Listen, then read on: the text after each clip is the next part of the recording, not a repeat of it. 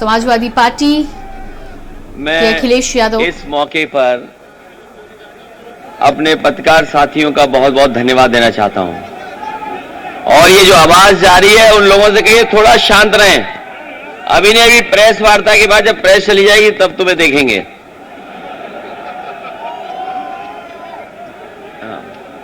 हमारी सभी कार्यकर्ताओं से अपील है कि जब प्रेस खत्म हो जाएगी तब आपसे मुलाकात होगी।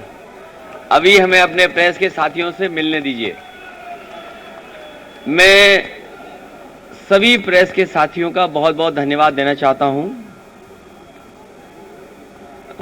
ये प्रेस पहले से ही तय थी और इसलिए आप लोगों से मैं बातचीत करना चाहता था कि इधर लगातार पिछले कई दिनों से और पिछले महीने से ये सूचनाएं आ रही थी कि समाजवादियों के ऊपर छापे पड़ेंगे। कई बार अखबारों में भी छोटी छोटी बड़ी बड़ी खबरें पढ़ने को मिलती थी कि समाजवादी लोगों के यहां छापे पड़ेंगे। और इधर 2 हफ्ते से लगातार देख रहे हैं कि समाजवादी पार्टी से जुड़े हुए लोगों के ऊपर छापे पड़ रहे हैं।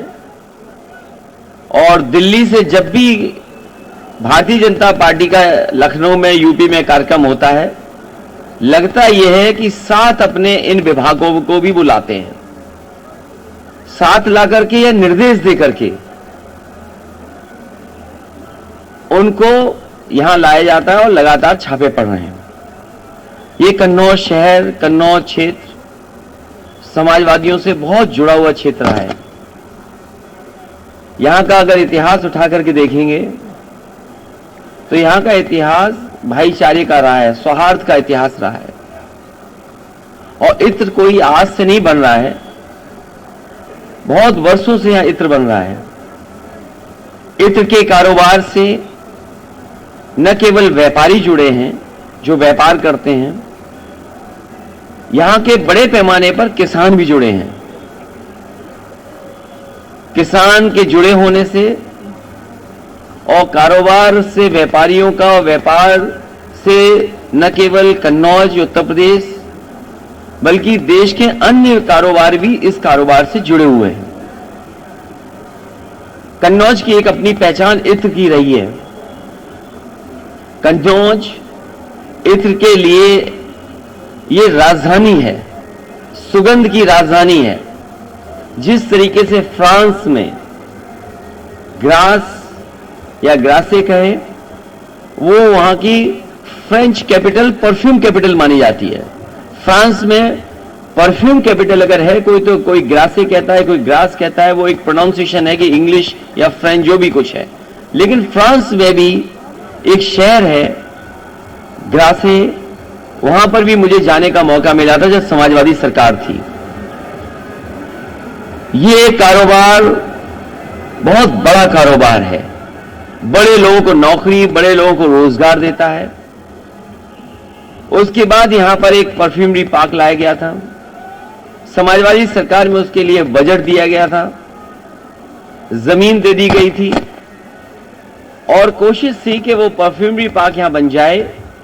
और परफ्यूमरी पार्क से ये फायदा होगा कि जो यहां का किसान है, फूल पैदा करता है, फूलों की खेती करता है, अगर वो सीधा जाकर के एसेंस निकालने का काम करेगा तो एसेंस निकाल सकेगा और एसेंस निकाल करके उसका भी वो कारोबार वैल्यू एडिशन हो जाएगा उसके काम को लेकर के। पूरा का पूरा आर्किटेक्ट, जमीन, बजट सब कुछ चिन्हित हो गया था। लेकिन भारतीय जनता पार्टी की सरकार के आते ही वो परफ्यूमरी पार्क, वो परफ्यूम का म्यूजियम वैसा ही का वैसा पड़ा है। सुना यह कि चुनाव से पहले भारतीय जनता पार्टी ने उसको कैबिनेट से पास कर करके कोशिश की है कि दोबारा उस योजना को शुरू किया जाए। भारतीय जनता पार्टी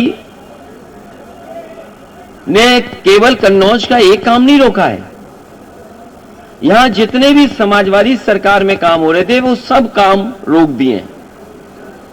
यहां पर पहला उत्तर प्रदेश का सरकार का अपनी सरकार की पराग का काऊ मिल्क प्लांट लगा था। और काऊ मिल्क प्लांट इसलिए लगाया था कि आसपास यहां के किसानों से दूध खरीदा जाएगा और दूध के जो प्रोडक्ट्स बनेंगे, जो मिल्क प्रोडक्ट्स होंगे, वो काऊ मिल्क प्लांट के से काऊ के ही दूध के प्रोडक्ट्स होंगे। क्योंकि इधर गाय को लेकर के और गाय के दूध के लेकर के लोग जागरूक भी हैं और केवल आज से जागरूक नहीं है। यहां जितने भी गरीब लोग बैठे हैं, किसान बैठे हैं, गांव के लोग बैठे हैं, वो जानते हैं कि अगर दिमाग को और अपने आप को स्वस्थ रखना है, शरीर स्वस्थ रखना है, तो गाय का दूध ज्यादा पीजिए।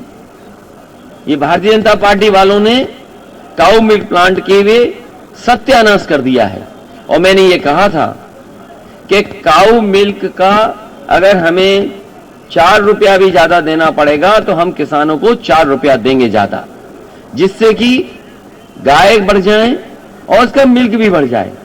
यहां पर परफ्यूम का कोर्स शुरू करने के लिए, क्योंकि परफ्यूमरी एक बड़ी इंडस्ट्री है, इंजीनियरिंग कॉलेज बन रहा था जिसमें कि परफ्यूमरी पर एक कोर्स होता। यहां पर बच्चे पढ़ते, परफ्यूमरी का कोर्स करते, न केवल यहां पर उद्योग की मदद करते, बल्कि दुनिया में भी कैसे कन्नौज के इत्र का डंका बजता, कन्नौज का इत्र का दुनिया में डंका बजता, वैसे यहां के नौजवान निकलते, वैसे साइंटिस्ट निकलते, वैसे परफ्यूमर्स निकलते और दुनिया में कन्नौज के नाम का डंका बजता। वो इंजीनियरिंग कॉलेज जितना बना था वो वैसे ही का वैसा आज पड़ा हुआ है। पैरामेडिकल यहां पर शुरू होना चाहिए था। लखनऊ में और जगह बड़े बड़े शहरों में जिस तरीके से बिल्डिंगें बनती हैं उस तरह का पैरामेडिकल है, उसका काम ठप कर दिया। कार्डियोलॉजी का डिपार्टमेंट था, वो ठप कर दिया। कैंसर का प्राइमरी हो जाए इलाज, वो कैंसर का बंद कर दिया। मेडिकल कॉलेज ने जो ऑक्सीजन प्लांट बनना था, लगना था, वो नहीं लगाया। फिर अलग से एक और कोशिश की गई लगाने की, मेडिकल कॉलेज का सत्यानाश कर दिया इन्होंने। कोई भी विकास कन्नौज में बड़ा नहीं किया है। अगर कोई बड़ा विकास कन्नौज में किया हो तो कोई बताए हमें। जो सड़कें समाजवादी सरकार में बन रही थी वो भी अभी पूरी नहीं कर पाए हैं। न काली नदी पर पुल कोई नया बनाया है, न गंगा पे कोई पुल बनाया है, न स्टेडियम जो समाजवादियों ने दिया था न स्टेडियम चालू कर पाए। और जो लोग आगरा की तरफ जाते होंगे, तालग्राम के पास, वो देखते होंगे फॉरेंसिक लैब बन रही थी। वो जो ऊंची सी बिल्डिंग दिखती है वो फॉरेंसिक लैब की थी, जिससे कि लॉ एंड ऑर्डर में कानून व्यवस्था को लेकर के या कोई क्राइम हो जाए उसकी मदद के लिए उसमें रिसर्च हो सके और सही जगह पर और सही लोगों को सजा मिल सके। फॉरेंसिक लैब में पुलिस को मदद मिलती। वो फॉरेंसिक लैब भी वैसी पड़ी हुई है। इसके किनारे मंडियां बननी थी, वो मंडियां भी ऐसी पड़ी हुई हैं। अब थोड़ी बहुत सफेद पुताई कर दी है, चुनाव आ गया इसलिए। यहां पर हमारे सफेरों के लिए एक स्नेक चामस विलेज बनना था। जितना समाजवादियों ने काम किया, जैसी सरकार गई काम रुक गया।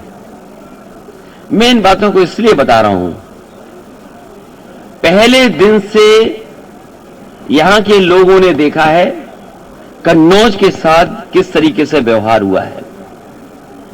कन्नौज के साथ पॉलिटिकली जो व्यवहार हुआ वो मैंने आपके सामने रखा। और साथ ही साथ ये भारतीय जनता पार्टी के लोग नफरत की दुर्गंध फैलाने वाले ये सौहार्द की सुगंध को कैसे पसंद करेंगे।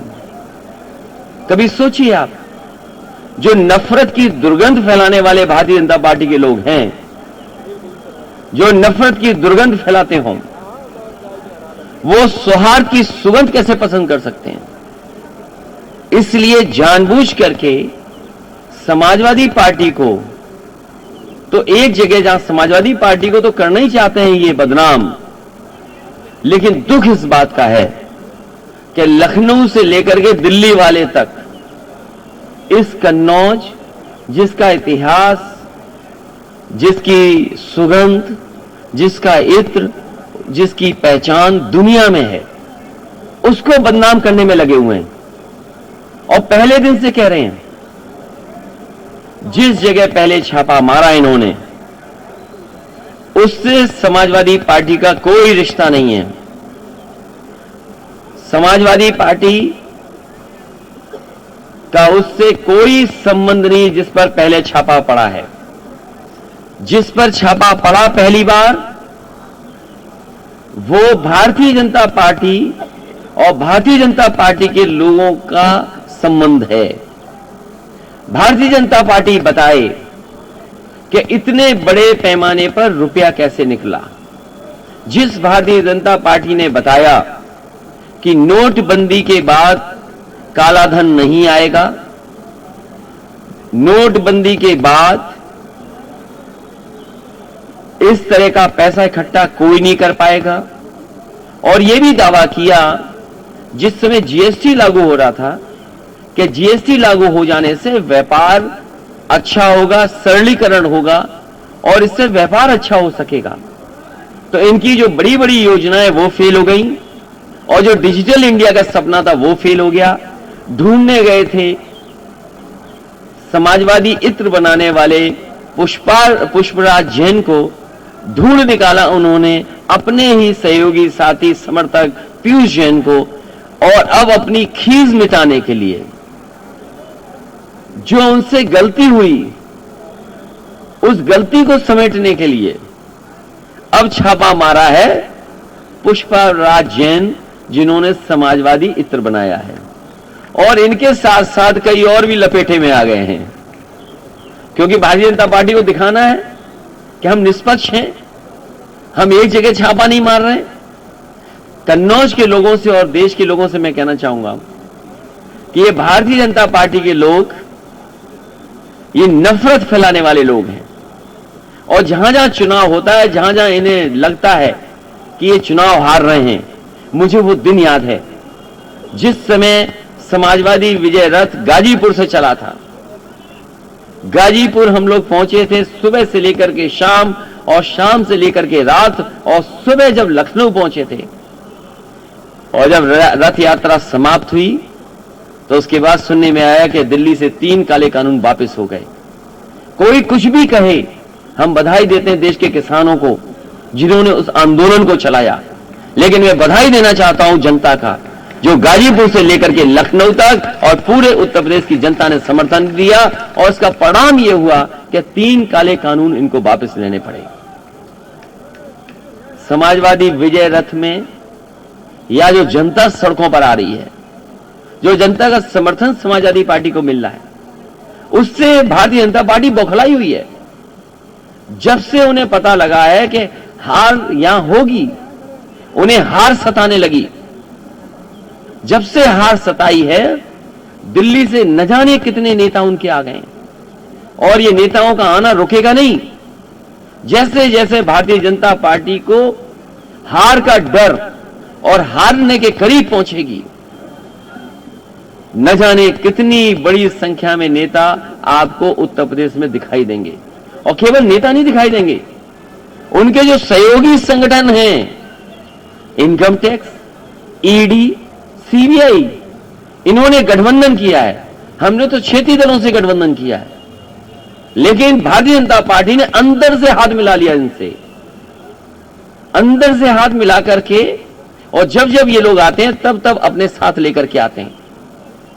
और न केवल जनता का समर्थन है, बल्कि जनता ने यह मन बनाया है कि जिस समय चुनाव होगा, भारतीय जनता पार्टी का सफाया होगा। जनता इनके कार्यक्रमों में नहीं जा रही है। इनकी जो रैलियां हो रही हैं उसमें जबरदस्ती लोगों को बस में बैठाते हैं। इनके लेखपाल, इनके तहसीलदार, इनके एसडीएम, इनके डीएम, इनके कप्तान, ये चुनाव लड़ रहे हैं, ये रैलियां आयोजन करा रहे हैं, ये रैलियों के आयोजक हैं। अगर भारतीय जनता पार्टी की रैली हो तो सबसे पहले सूचना उनको जिलाधिकारी को देनी पड़ती है।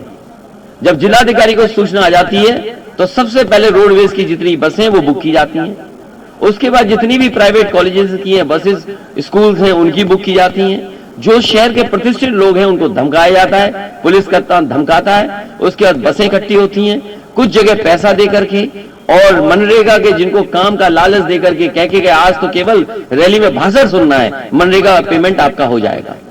तो इनकी जो सरकारी रैलियां हो रही हैं जिसमें जनता बेमन जा रही है, जाना नहीं चाहती है, लेकिन डरा के ले जा रहे हैं लोग, इनकी बसें खाली हैं।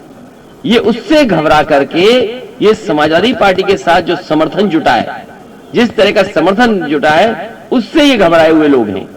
ये घबराने वाले लोगों ने अपना आचरण, छापे वाला आचरण पहली बार नहीं दिखाया है। याद कीजिए, जिस समय बंगाल में चुनाव था, और बंगाल में जब चुनाव हुआ था, दिल्ली की सभी संस्थाएं बंगाल में पहुंच गई थी। लेकिन मुझे खुशी है इस बात की कि बंगाल की जनता ने वहां के भारतीय जनता पार्टी के खिलाफ मतदान कर करके भारतीय जनता पार्टी का सफाया किया। आप तमिलनाडु का चुनाव देखिए, स्टैलिन जो आज मुख्यमंत्री जी हैं वहां के, उनके घर पर भी छापा मारा। बेंगलोर में आप पता कर लीजिए, जिस समय चुनाव था, वहां के कांग्रेस के अध्यक्ष से उनके घर पे छापा मारा।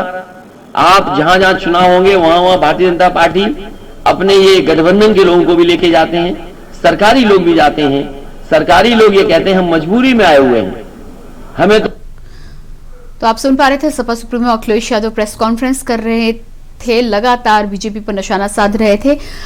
वापस लौट कर आएंगे, फिर से प्रेस कॉन्फ्रेंस में ले चले, लेकिन फिलहाल रुकते एक छोटे से ब्रेक के लिए। आप देख रहे हैं के न्यूज, खबरों का सारथी। सबका साथ, सबका विकास, सबका विश्वास और अब सबका प्रयास। ये समय है उन्नति की ओर बढ़ जाने